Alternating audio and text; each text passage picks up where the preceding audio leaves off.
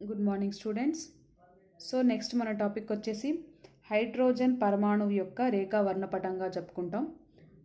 So ఈ hydrogen పరమాణువుకు సంబంధించి వేరువేరు వర్ణపటాలు, వేరువేరు రేఖలు, అసలు అవి ఉండే ప్రాంతాలు ఏ విధంగా ఉంటాయి అనేది కూడా మనం దీనిలో తెలుసుకుంటాం అనమాట.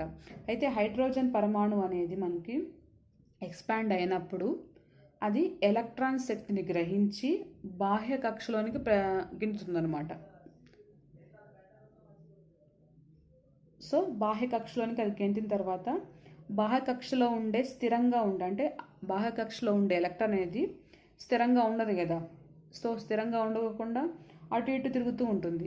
అయితే 10⁻⁸ సెకండ్ కాలంలో తిరిగి అంతర్కక్షలోనికి గెంతుతుంది అనమాట. అంటే మనం ఏమంటున్నాం, హైడ్రోజన్ పరమాణువు ఇక్కడ ఉందనుకున్నాం. ఈ హైడ్రోజన్ పరమాణువు అనేది ఎలక్ట్రాన్ యొక్క శక్తిని గ్రహించిన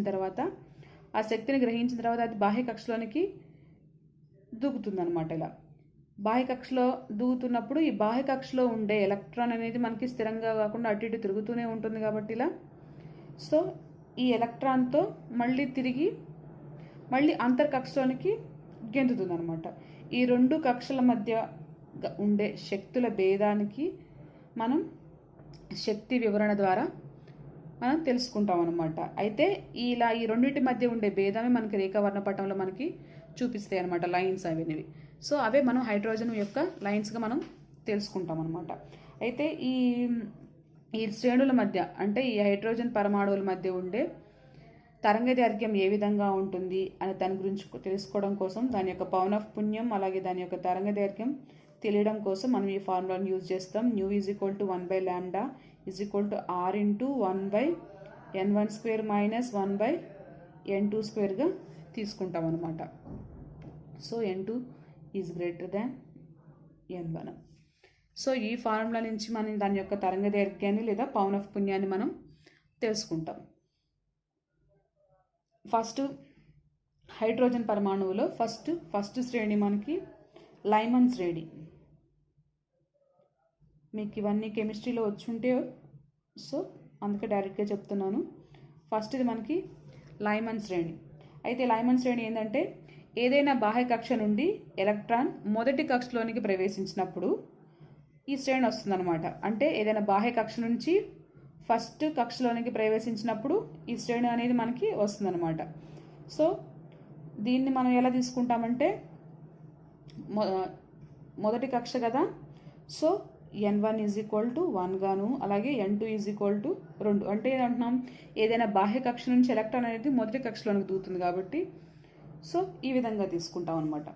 సో దేనికోసం ఏదైనా ప్రతిక్షేపిస్తాం మనం, అంటే ఫస్ట్ మొదటి కక్షకు అనమాట. మొదటి కక్ష తరంగదైర్ఘ్యం. సో తరంగదైర్ఘ్యం ఏ విధంగా ఉంటుందంటే ఇది. So 1/λ is equal to r into 1/1² minus 1/2². So దీన్ని ఎలా రాసుకోవచ్చు, సో r ఇంటూ 1/1 మైనస్ 1/4 అంటే is equal to 3r/4. So 1/λ is equal to మనకి ఎంత వస్తుంది, 3r/4, లేకపోతే λ ఈజ్ ఈక్వల్ టు 4/3r అవుతుంది కదా. So λ is equal to 4/r అంటే ఇక్కడ మనకి రిడ్బర్గ్ స్థిరాంకం అనమాట. సో రిడ్బర్గ్ స్థిరాంకం విలువ మనం వేసుకోవాలి. 3 ఇంటూ 10.9, 7 ఇంటూ 10⁶. సో ఇది గుర్తుపెట్టుకోవాలి మీరు. ఇది మొత్తం మనం చేస్తే మనకి 1216 అంటే 1216 ఇంటూ 10⁻⁻6 మీటర్స్ అనేవి వస్తుంది. సో మనకి ఇక్కడ కావాల్సిన తరంగదైర్ఘ్యం లాంబ్డా కాబట్టి లాంబ్డాని మనం యాంగ్స్ట్రామ్స్లో తీసుకుంటాం.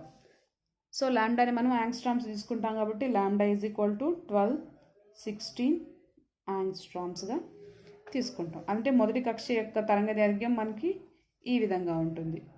అలాగే రెండో కక్షలోకి వెళ్ళామనుకోండి, సెకండ్ది రెండవ కక్ష రెండవ తరంగదైర్ఘ్యం. మొదటి తరంగదైర్ఘ్యం అని మనకి ఎంత వస్తుంది, అలాగే రెండో తరంగదైర్ఘ్యం చూద్దాం.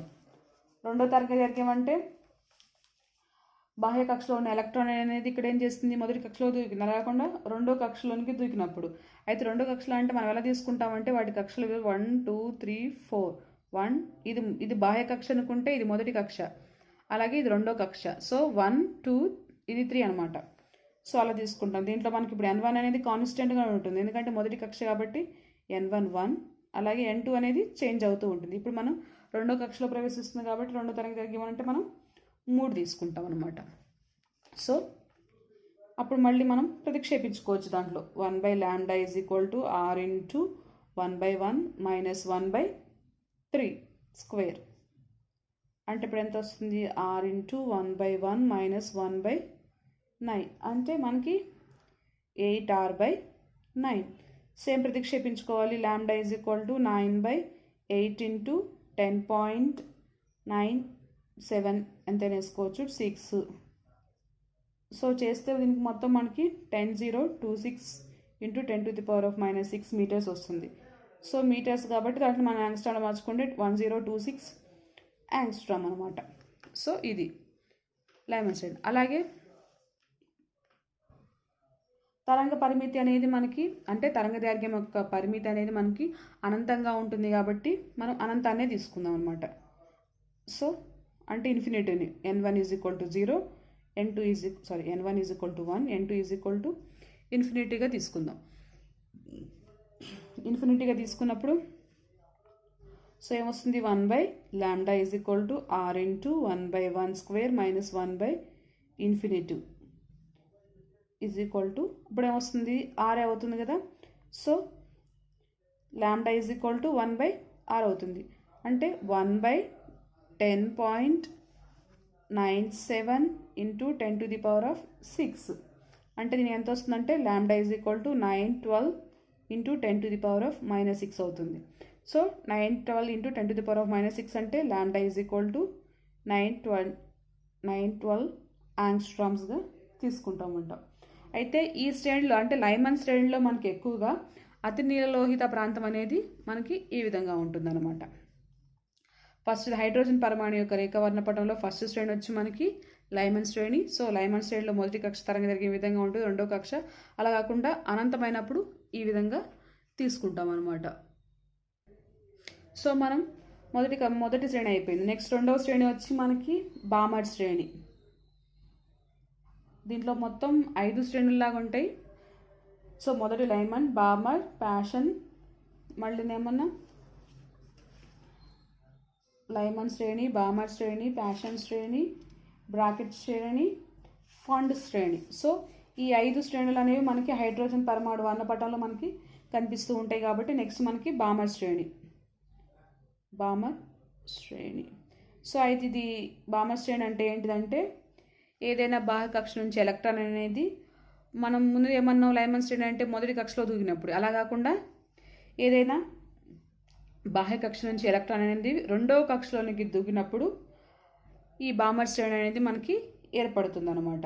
సో అప్పుడు ఏ విధంగా తీసుకోవచ్చు? n1 అంటే మనం 2, అలాగే n2 అంటే మనం 3, 4, 5 అండ్ సో ఆన్ ఇన్ఫినిటీగా తీసుకోవచ్చు అనమాట. సో మనం ఫస్ట్ చేసిన విధంగానే మొదటి తరంగదైర్ఘ్యం తీసుకుంటాం. సో మొదటి తరంగదైర్ఘ్యం తీసుకుంటే 1/λ = r into 1/2 square minus 1/3 square. So దీనికి ఏ విధంగా వస్తుంది? r ఇంటూ 1/4 మైనస్ 1/9 అవుతుంది. సో అప్పుడు మనకి ఎంత వస్తుంది? 36 అవుతుంది కాబట్టి 36 4లో 9 మైనస్ 4 అవుతుంది. 9 మైనస్ 4 అంటే 5 అవుతుంది. So 5r. సో దీని నుంచి λ = 36/5r అవుతుంది. So 36 divided by 5 into r అంటే 10.97 ఇంటూ 10⁻6. మనం దీన్ని చేసామంటే మనకి 6563 ఇంటూ 10⁻⁻10 మీటర్స్ అవుతుంది. సో దీన్ని మనం యాంగ్స్ట్రామ్లో మార్చుకుంటాం. సో λ =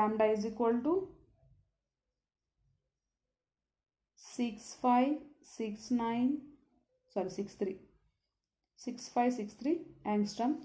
మీకు లైమన్ శ్రేణిలో నేను 10⁻6 అన్న, సారీ ఇక్కడ 10⁻10 అవుతుంది. ప్రతిదీ 10⁻10, నేను 6 అని చెప్పాను. 10⁻10 అయితేనే మనకు అప్పుడు యాంగ్స్ట్రామ్స్ వస్తుంది అనమాట. సో బ్రాకెట్ శ్రేణిలో ఫస్ట్ వచ్చింది. అలాగే మనం రెండవ తరంగదైర్ఘ్యం.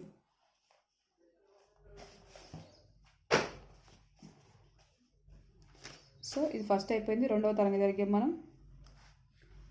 రెండవ తరంగదైర్ఘ్యం అంటే మనకి ఏమొస్తుంది, m is equal to 2, m అంటున్నాను, n1 is equal to 2, n2 is equal to 4.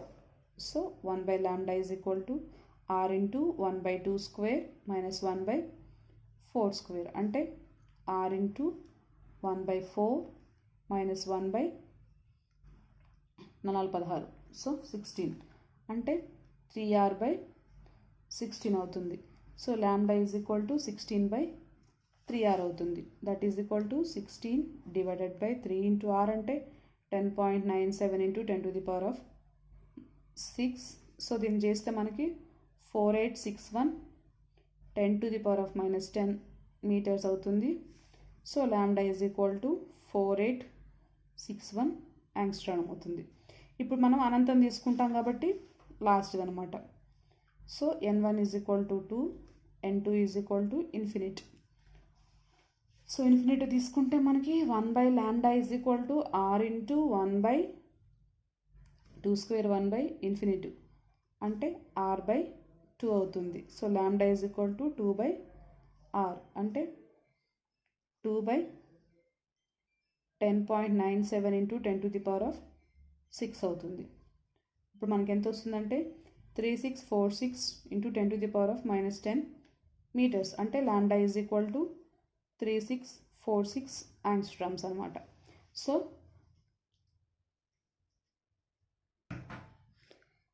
So ఇది మనం బామర్ శ్రేణి. బామర్ శ్రేణి అంటే ఏమనుకుంటున్నాం, బాహ్య కక్షలో ఉండే ఎలక్ట్రాన్ అనేది రెండవ కక్షలోనికి దూకినప్పుడు మనకి ఈ శ్రేణి వస్తుందన్నమాట.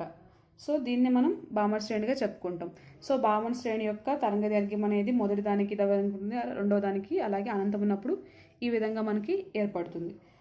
నెక్స్ట్ అలాగే మూడో శ్రేణి వచ్చి ప్యాషన్ శ్రేణి. ఇది మీకు నోట్స్ నేను సెండ్ చేస్తాను, అందుకే ఇలా చెప్తున్నా మామూలుగా మీకు తెలియడం కోసం. సో ప్యాషన్ శ్రేణి అంటే ఏమంటాను, ఏదైనా బాహ్య కక్ష నుంచి ఎలక్ట్రాన్ అనేది మనకి మూడో కక్షలోనికి దూకినప్పుడు మనకి ఈ శ్రేణి అనేది మనకి ఏర్పడుతుంది అనమాట. సో అప్పుడు మూడో కక్షలో అంటున్నాం కాబట్టి n1 ఈజ్ ఈక్వల్ టు మనం 3, అలాగే n1 n2 is equal to మనకి ఏం తీసుకోవచ్చు 4 5 6 అండ్ సో ఆన్ ఇన్ఫినిటీ అనమాట. సో అలాగే సేమ్ మళ్ళీ మనం మొదటి తరంగదైర్ఘ్యాన్ని కనుక్కుంటాం. 1/λ is equal to r into 1/3 square minus 1/4 square is equal to 7r/, నేను డైరెక్ట్గా వేసేస్తున్నా మీకు, ఎందుకంటే నోట్స్ పంపిస్తాను కదా మీకు నేను, సో అందుకని చెప్పి దీని నుంచి λ is equal to 144/7r. So λ is equal to 144/7 into 10.97 into 10⁻6. So దీన్ని మనం చేసామంటే 18750 10⁻−10 అవుతుంది. సో దీన్ని చేస్తే మనకి ఈజ్ ఈక్వల్ టు 18750 యాంగ్స్ట్రామ్స్ అవుతుంది. λ ఈజ్ ఈక్వల్ టు 1857 యాంగ్స్ట్రామ్స్గా మనం తీసుకోవచ్చు అనమాట. సో ఇది అలాగే సెకండ్ చేసినా కానీ మనకి సంథింగ్ కొంచెం ఎక్కువగానే ఏర్పడుతుంది, ఎక్కువగా మనకి వాల్యూ అనేది వస్తుందన్నమాట.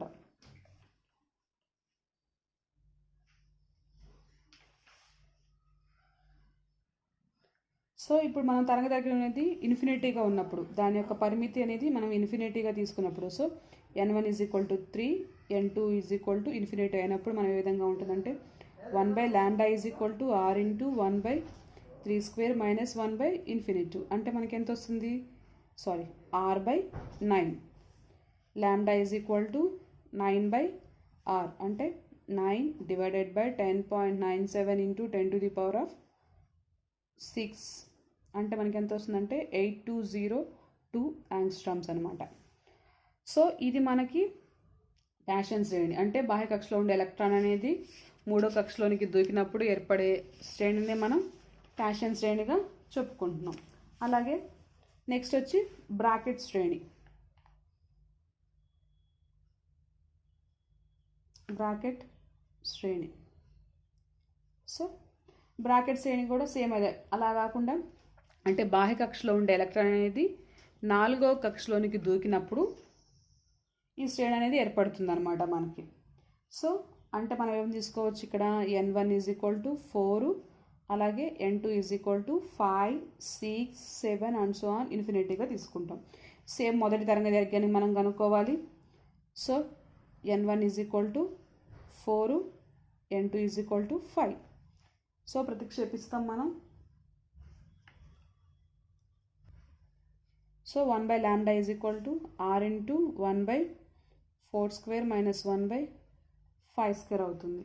సో ఈ మొత్తం చేస్తే మనకి 9r/400 అవుతుంది అనమాట. సో లేదా λ = 400/9r అంటే 400 / 9 × 10.97 × 10⁶.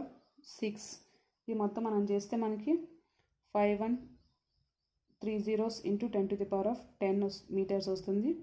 సో λ = 51000 యాంగ్స్ట్రమ్స్ అనేది మనకి అవుతుంది అనమాట. ఇప్పుడు మనం అనంతమైన అవధిని తీసుకుందాం. అంటే n1 = 4, n2 = infinity. 1/λ = r × 1/4² - 1/∞. So r/16. λ = 16/r. So 16 / r అంటే 10.97 × 10⁶. సో దీన్ని చేస్తే మనకి 14580 10⁻−10 మీటర్స్ అవుతుంది. సో λ = 10580 యాంగ్స్ట్రమ్స్ అవుతుంది అనమాట. సో ఇది బ్రాకెట్ శ్రేణి. సో ఈ విధంగా మనకి లైమన్ శ్రేణి, బామర్ శ్రేణి, ఫ్యాషన్ శ్రేణి, బ్రాకెట్ శ్రేణి అనేది మనకి ఏర్పడుతున్నాయి అన్నమాట. సో వీటిల్ని మనం ఏ విధంగా ఏర్పడుతున్నాయి అనేది నేను బొమ్మ వేసి చూపిస్తాను మీకు. అంటే మనం ఇది మనం హైడ్రోజన్ పరమాణువుగా తీసుకున్నప్పుడు ఈ కక్ష 1వ కక్ష, అలాగే 2వ కక్ష, ఇది 1 2 3 అంటే n = 3, n = 1, n = 1 2 3 4, n = 4. Next అలాగే n = 5 అని కూడా ఉంటాయి అన్నమాట. అంటే బాహ్య ప్రాంతం నుంచి అంటున్నాం కాబట్టి మనం సో ఈ ప్రాంతం నుంచి అనుకుందాం. ఇలా దూకినప్పుడు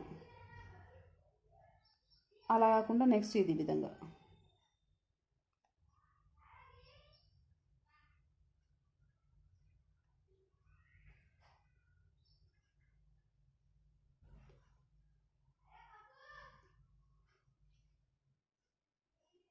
సో ఈ విధంగా ఇది ఏమన్నా మనం బామర్ చెప్తొచ్చు, ఇదేమన్నా ప్యాషన్, బ్రాకెట్,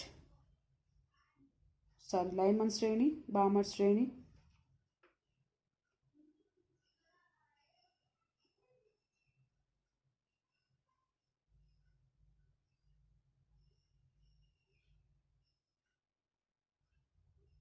లైమన్ శ్రేణి మర్చిపోయినాం అందుకనే.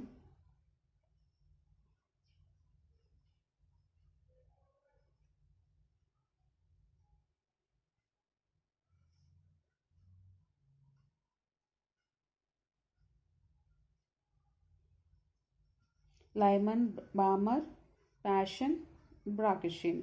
సో ఈ విధంగా ఉంటుంది. ఇది నేను మీకు బొమ్మ అనేది మీకు పంపిస్తాను. సో ఇది హైడ్రోజన్ పరమాణువు యొక్క రేఖా వర్ణపటంగా చెప్పుకోవచ్చు మనం. సో ఇది మనకి ఇంపార్టెంట్. 12 మార్క్స్ కన్నా ఇస్తాడు, లేకపోతే 4 మార్క్స్ కన్నా కల్పిస్తాడు అనమాట.